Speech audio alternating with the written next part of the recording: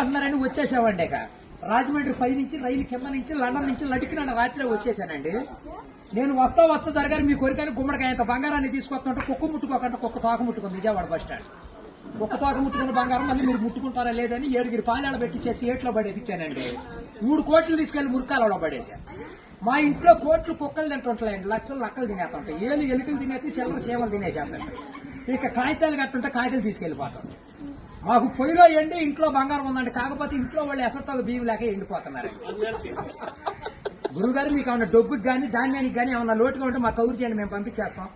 మా అడ్రస్ మండలం మధ్య యాగారం, దాని పక్కనే ఉండదండి, మల్లెడికి పక్కన పిల్లడికి మా ఊరు. దానికి మా అడ్రస్ కి సాయంకాలం ఉత్తరం రాసేసి పోస్ట్ లో ఇంకొక పొయ్యిలో వేసేయండి. మీరు పరిగెత్తుకుంటూ వచ్చేసి పంటకాలం కాడ 10ంటికి నించోండి, నేను 3ంటికి మురికాలలోకి అందించేస్తా డబ్బు. పగిలిపోయిన వాడి మీద వచ్చేస్తుంది 10 కోట్లు మరి డబ్బు. అక్కడ బుట్టతో తీసి తట్ట మీద ఆరబెట్టాం. అప్పుడు నేను చదువులో కాడ బాగా పాస్ అయ్యామండి. నేను చదువు సంకల వరకు చదివానండి, గుడింతాలు గుండెల దాకా వచ్చేసి పాఠాలు పాదాల వరకు వచ్చేస్తే ఇంగ్లీష్ ఈదులు అమ్మడ పరిగెట్టేసి చదువు ఎక్కువైపోయి అబ్బాయి గారి సంతకం పెడతాం మర్చిపోయాను. సోనియా గాంధీ గారి దగ్గరికి వెళ్ళి ఉద్యోగం అడిగానండి. రాత్రి రాజీవ్ గాంధీ గారు రాసిచ్చారు ఈ ఊళ్ళో ఉద్యోగం, ఎక్కడైతే సంతకాలు చేసే పని ఉండదు. ఈ ఊళ్ళో ఉద్యోగం రాసాక ఒక పని దొరికిందండి. ఈ మధ్యన ముసలి అంతా ఉండకూడదని పొద్దున్న మా డిపార్ట్మెంట్కి ఆర్డర్ వచ్చింది. ముసలి ఉన్న కాడి నుంచి అత్తాకోడళ్ళు పోట్లాడుకుంటున్నారు. అత్తలు అడుగులో పడిపోతుంది, కోళ్ళు వచ్చి గొంతులో పడిపోతుంది, మంచం ఎక్కేస్తుంటే అన్ని అడుగు మీద కూర్చోండి. అందుకని ముసలి అంటారు తీసుకెళ్లి మెగాస్టార్ చిరంజీవి గారి దగ్గర చేర్పిస్తున్నాం.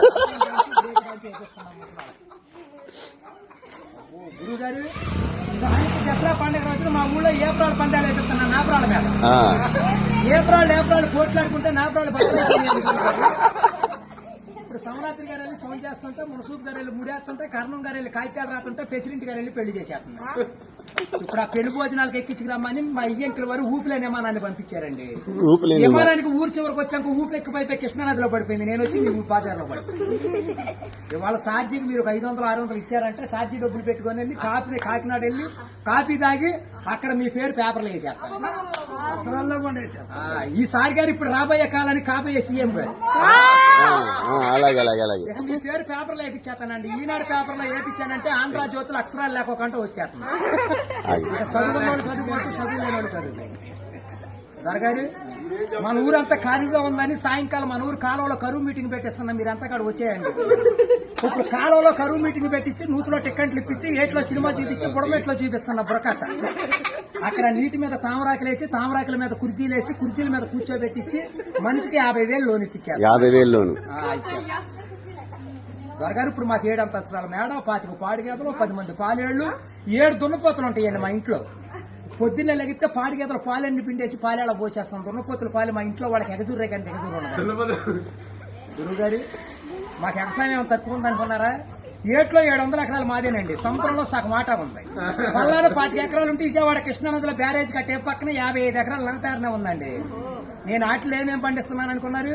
ఈ మధ్య జనాలంతా ఎక్కాలంటుంటే ఎక్కుళ్ళు వచ్చేస్తున్నాయి, బీబీట్లు తింటే సుకర్లు వస్తున్నాయి, చిక్కిపోరు తింటే చిందులు వేస్తున్నారు, మగసిరులు తింటే మతులు పోతున్నాయి అని చెప్పి ఇప్పుడు నేను చీమలతో సముద్రం మధ్యని దున్నిచ్చి, నక్కలతో నారు తెప్పించి, చుంచులతో ఊడిపించి, ఎలుకలతో కోపించి, కాకులతో కాటా పెట్టిస్తే ఎకరానికి 95 బత్తాలు పడుతున్నాయి తోకలేనట్టు.